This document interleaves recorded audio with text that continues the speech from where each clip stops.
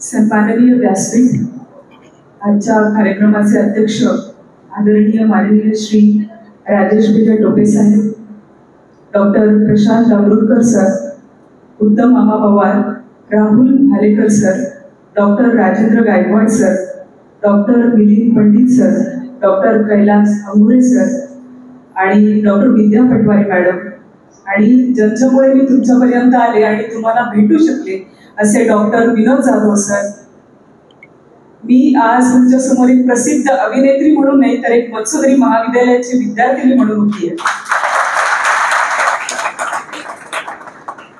युवक महोत्सवामधून अनेक कलाकार घडले आणि आमचा जो स्टेजची पहिली पायरी चढणं आहे आणि त्या सगळ्या गोष्टींमधून आमचा एक युवक महोत्सवाचा जो ग्रुप होता, कैलास वाघमारे, मीनाक्षी राठोड, माया बोर्डे, अश्विनी कायदेताई आणि मी, तर आम्ही योग महोत्सवाच्या तयारीसाठी जे काही धडपड करायचो आणि जी तयारी आम्ही करायचो, जागरण करून ती कसं एका पॉजला कसं फील करायचं, एकांकिका असो, वादविवाद असो, वक्तृत्व असो, माईम असो, या सगळ्या कला प्रकारांमध्ये आम्ही खूप प्रयत्नाने हिरिरीने भाग घ्यायचो.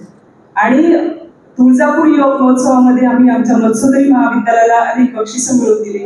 लावणी या प्रकारामध्ये, काव्य वाचनामध्ये आणि अंबेजोगाईला सुद्धा मी अनेक बक्षिसं मिळवली. तर युवक महोत्सवामधून आपण आपल्यापर्यंत पोहोचतो, आपण आपल्या श्वासाला समजतो आणि आपण जे घडतो ते खऱ्या अर्थाने युवक महोत्सवामधून घडतो असं मला वाटतं.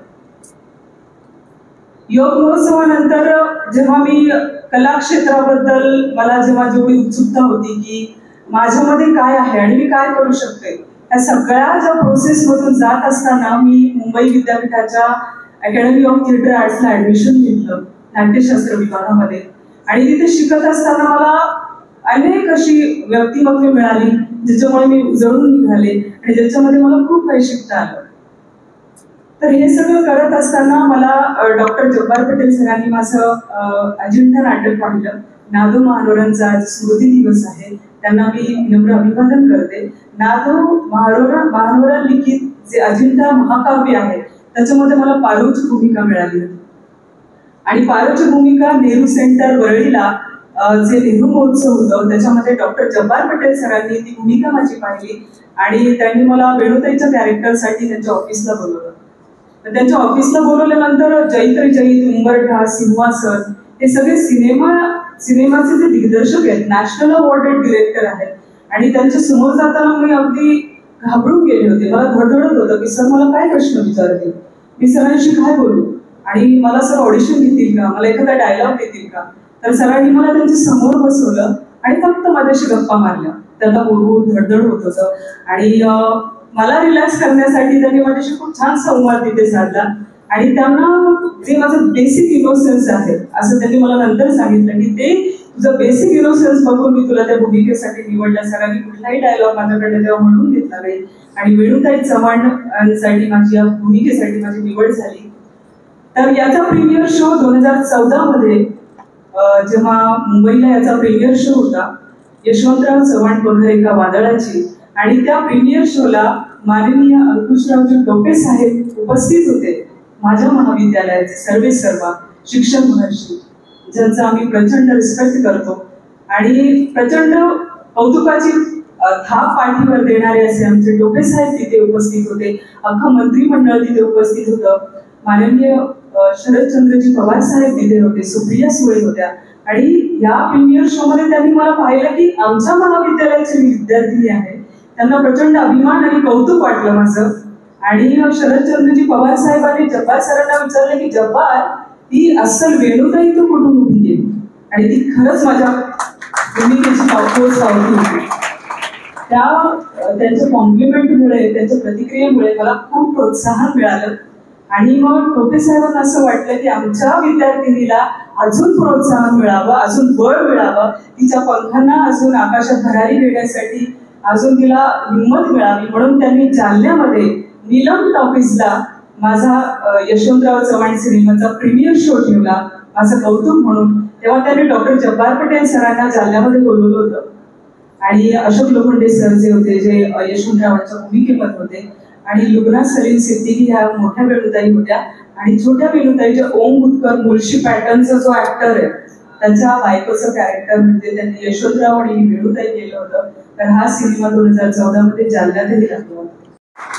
टोपे साहेबांनी मला जेव्हा माननीय सरांनी मला जेव्हा घरी जेवायला बोलवलं तर माझे तर पायच ढिले पडले की आता त्यांच्या जवळ जेवायला बसायचं, घशाच्या खाली घास उतरणार आहे का आपल्या.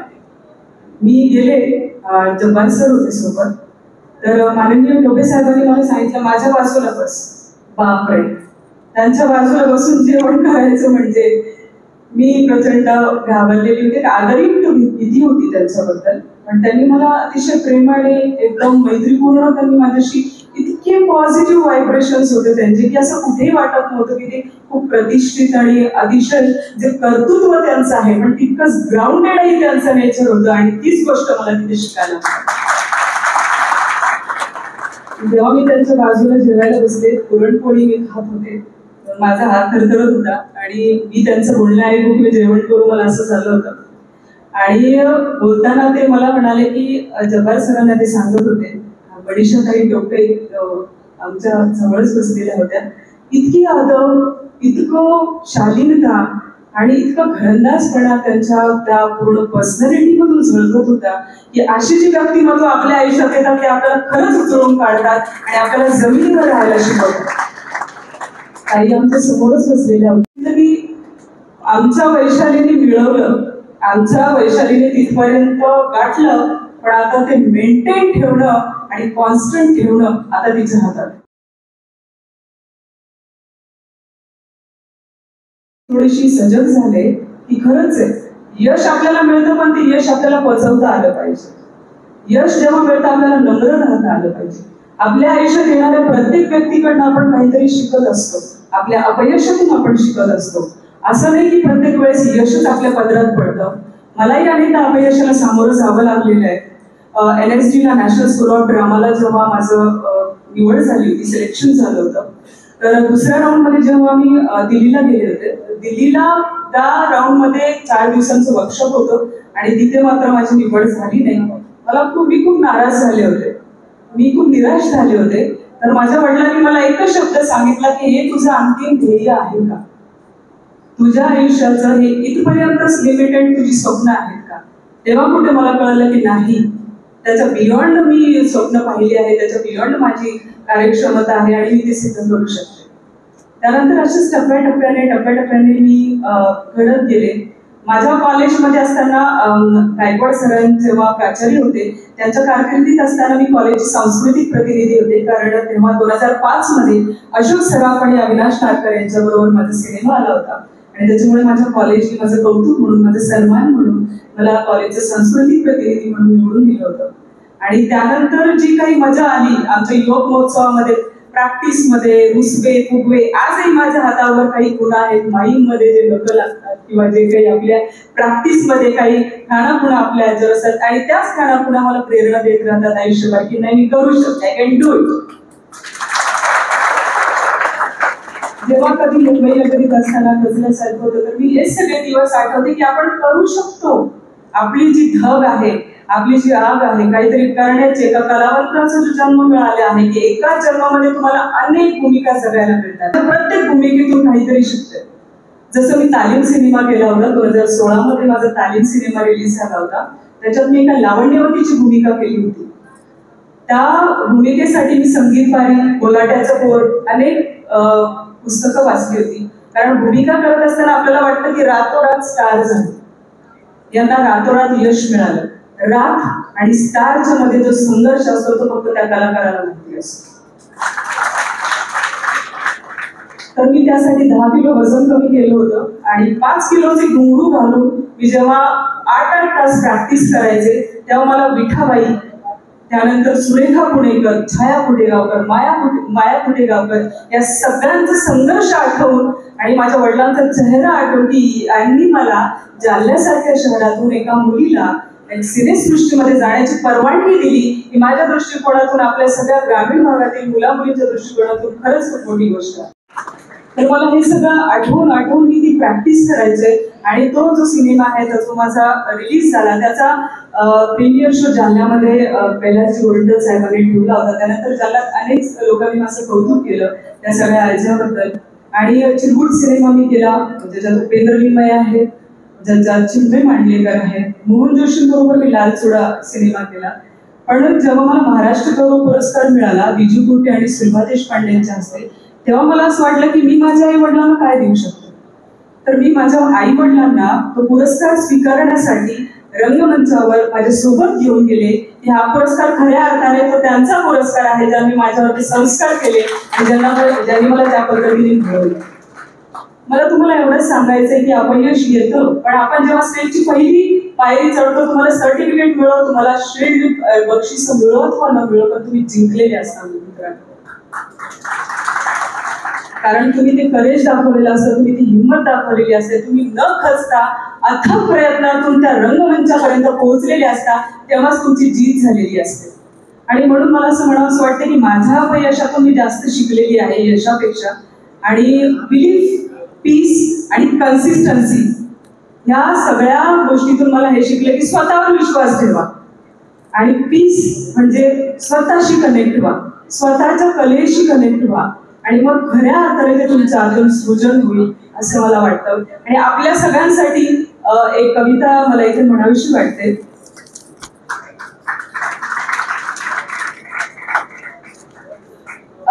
त्याच्या आधी मी यशवंतराव चव्हाणांचा एक प्रसंग सांगतो. शूटिंगच्या दरम्यान वेणुताई मत मागायला जातात असा तो सीन होता. तर मी वाईच्या एका वाड्यामध्ये डोक्यावर पदर, वेणुताई कुठे कुंकू लावायच्या हा सगळा इत्यंभूत अभ्यास मी केला होता की त्यांना कुठल्या कलरच्या बांगड्या आवडायच्या, त्यांचा पदर कसा असायचा, कुंकू किती उंचीवर असायचं, साहेबांना त्यांचा कशा पद्धतीने सपोर्ट होता, एक स्त्री म्हणून ते त्यांच्याकडे एक अर्धांगिनी म्हणून, एक मैत्रीण म्हणून कशा पद्धतीने व्यक्त व्हायचे, हा सगळा मी त्याच्याबद्दल मी पुस्तकं, वेणू म्हणून एक पुस्तक आहे, पुस्तकही मी वाचलं होतं. त्यामुळे मला त्या भूमिकेशी एकरूप होताना खूप स्मूथली मी ते सगळं फील करू शकले. आणि सेटवर वावरत असताना सुद्धा त्याच आविर्भावात वावरायचे की मी वेणुताई आहे. आणि या सगळ्याच्यात मी जेव्हा मत मागायला जाते आणि त्या एक आजी होत्या, खूप निरागस होत्या, आणि त्यांना मी म्हणाले की यशवंतरावांना मत द्या. आणि असं जेव्हा मी त्यांना म्हणाले, त्यांना असं वाटलं खरोखर वेणुताई आपल्याकडे आल्या आहे आणि त्यांनी माझी ओटी भरली. आजही ती ओटी मी माझं बक्षीस म्हणून जपून ठेवली आहे. आणि मला जेव्हा कधी खचल्यासारखं वाटतं तेव्हा मी ते सगळं बघते की कशातून मी आणखी पुष्ट होऊ शकते आणि मला खरंच प्रेरणा मिळू शकते. तालीम सिनेमाचा माझा जो गजरा यायचा डोक्यात माळायला, जुन्नरमध्ये नाणेघाटला त्याचं शूट सुरू होतं आणि तिथूनच नारायणगाव काही किलोमीटर अंतरावरच होतं. तर विठाबाई नारायणगावकरच्या गावातील मला गजरा माळायला यायचा जेव्हा मी त्या लावण्यवतीची भूमिका करत होते. तर मला असं वाटत होतं की विठाबाईंनी माझ्या डोक्यावर हात ठेवला आणि खरंच माझ्या शरीरात तो डान्स, माझ्या घुंगरांमध्ये आणि माझ्या प्रत्येक याच्यातून तो एका माझ्या एक्सप्रेशन्स मधून विठाबाई झळकत होते असं मला वाटत. आणि मला असं वाटतं की तुम्ही कुठल्याही क्षेत्रात जा, पण तुम्ही स्वतःवर विश्वास ठेवा, कन्सिस्टन्सी ठेवा आणि स्वतःवर बिलीफ ठेवा. एवढंच मी तुम्हाला सांगेन. जिंकला तर नम्र राहा, हारला तर पुन्हा उठून उभे राहा. कविता आपल्या सगळ्यांच्या अनुषंगाने इथे मला म्हणावीशी वाटते. ती कविता माझी नाहीये, पण ती कविता आहे अटलजींची. ती आपल्या सगळ्यांसाठी, जी माझ्यासाठी आहे, तुमच्यासाठी आहे. की कदम मिलाकर चलना होगा, कदम मिलाकर चलना होगा, बाधाएं आती है आए, घिरे प्रलय की घोर घटाएं, पांव के नीचे अंगारे, सिर पर बरसे यदि ज्वालाएं, निज हाथों में हंसते हंसते आग लगाकर चलना होगा, कदम मिलाकर चलना होगा. हास्य रुदन में तूफानों में, हास्य रुदन में तूफानों में, अमर असंख्य बलिदानों में, उद्यानों में, वीरानों में, अपमानों में, सम्मानों में, उन्नत मस्तक उभरा सीना, पीड़ाओं में पलना होगा, कदम मिलाकर चलना होगा, कदम मिलाकर चलना. आणि अंतिमतः माझ्या महाविद्यालयाने मला इथे बोलवलं आणि सरांचा सिंहाचा वाट याच्यासाठी मी म्हणते कारण त्यांना कुठेतरी असं वाटलं की माझ्या विद्यार्थिनीला ऐकून कोणाला तरी बळ मिळावं, कोणाला तरी प्रेरणा मिळावी, की तिचाही संघर्ष आहे, तिचाही प्रवास आहे, मत्स्योदरी महाविद्यालयापासून तिचा प्रवास आहे, कॉलेजच्या गॅदरिंग पासून तिचा प्रवास आहे आणि अजूनही तो प्रवास अविरत सुरूच आहे. कारण अजूनही मला वाटत नाही की मी खूप काही अचीव केलं आहे आणि ही माझी पहिली पायरी आहे, मला असं वाटतं.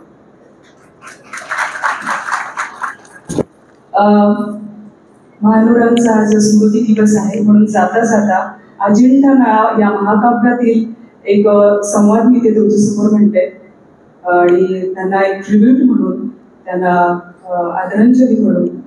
तर तो डायलॉग अजिंठा मधला आहे, पारू या कॅरेक्टरचा आहे. तर आदिवासी अहिराणी भाषेतलं हे नाटक आम्ही केलं होतं तेव्हा आम्ही महानोरांना भेटायला गेलो होतो कळसखेड्याला त्यांच्या घरी.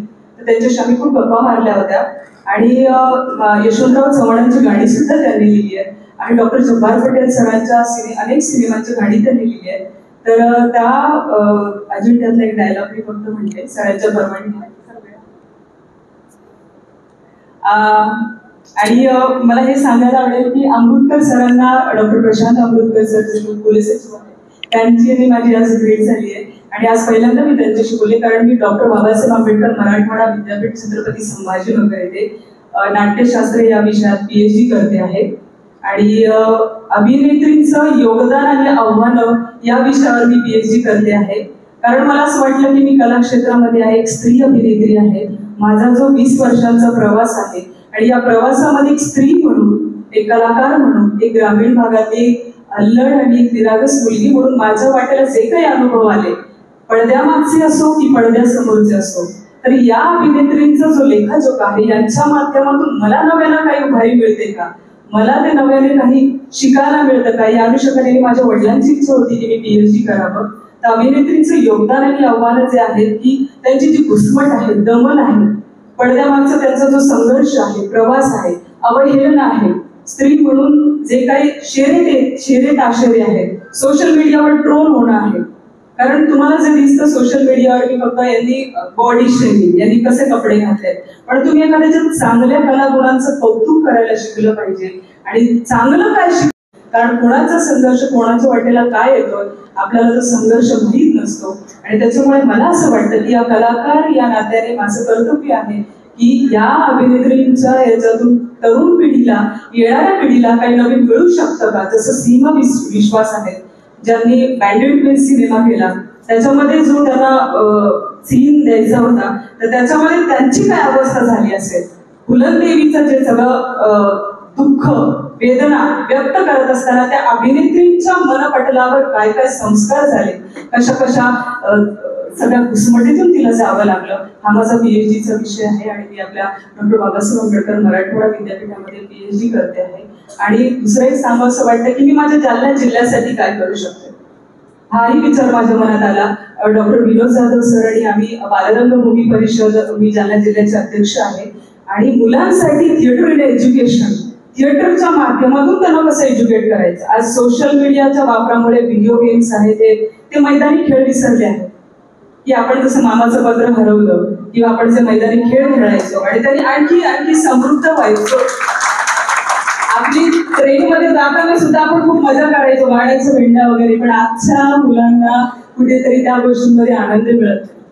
आणि म्हणून मला असं वाटतं की थिएटरच्या माध्यमातून त्याला पालकांशी कनेक्ट करणं, त्यांना ते इमोशनल बॉन्डिंग केमिस्ट्री जी आहे आपल्या आई वडिलांची, आपली संस्कृती असेल, आपल्या संतांची भूमी आहे, आपलं कल्चर, छत्रपती शिवाजी महाराज असतील, डॉक्टर बाबासाहेब आंबेडकर असतील, हे त्यांच्यापर्यंत कसं थिएटरच्या माध्यमातून पोहोचवता येईल या अनुषंगाने आम्ही प्रयत्न करतो आहोत जालना जिल्ह्यामध्ये.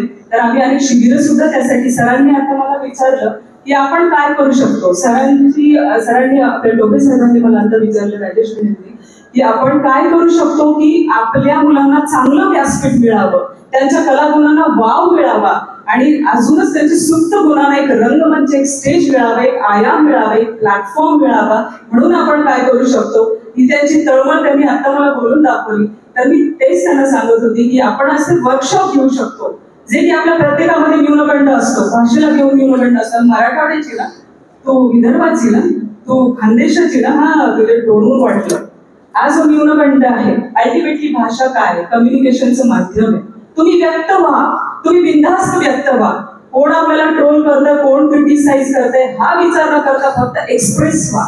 आणि यासाठी हा जो सगळा आम्ही खटाटोप करतोय बालरंगभूमी परिषदेच्या अनुषंगाने, आणि मला असं वाटतं की आपण सगळेच त्यात सहभागी होऊया आणि सगळे मिळून आपण आपल्या जालना जिल्ह्यासाठी, मराठवाड्यासाठी आणखी काय काय कॉन्ट्रीब्युट करू शकतो हे सगळं आपण एका दिलाने आणि एका विचाराने करूया. या ठिकाणी मी तुम्हाला एवढं विनंती करते. आणि दुसरं, जाता जाता शेवटचं मनोरंजन महाकाव्यातलं एक आहे, पारूचं कॅरेक्टर आहे.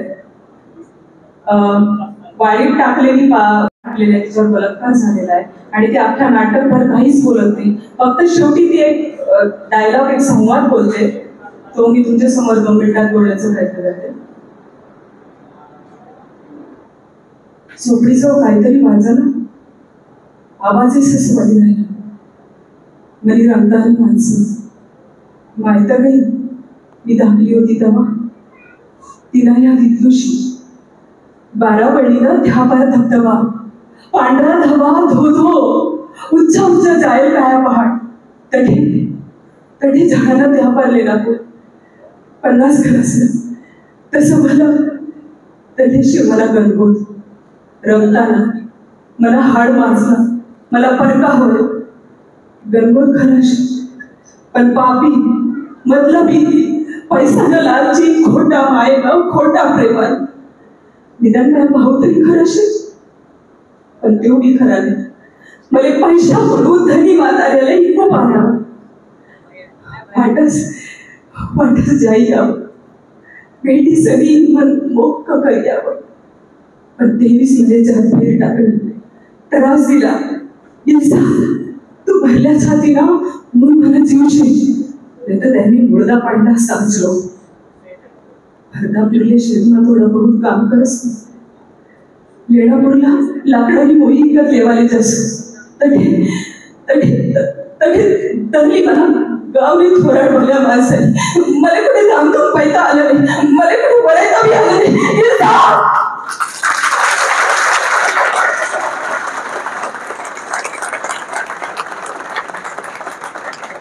गर्भाने अधुरी घास का या दुनिया, गर्भाने साजरं दिखू नाही का या दुनिया.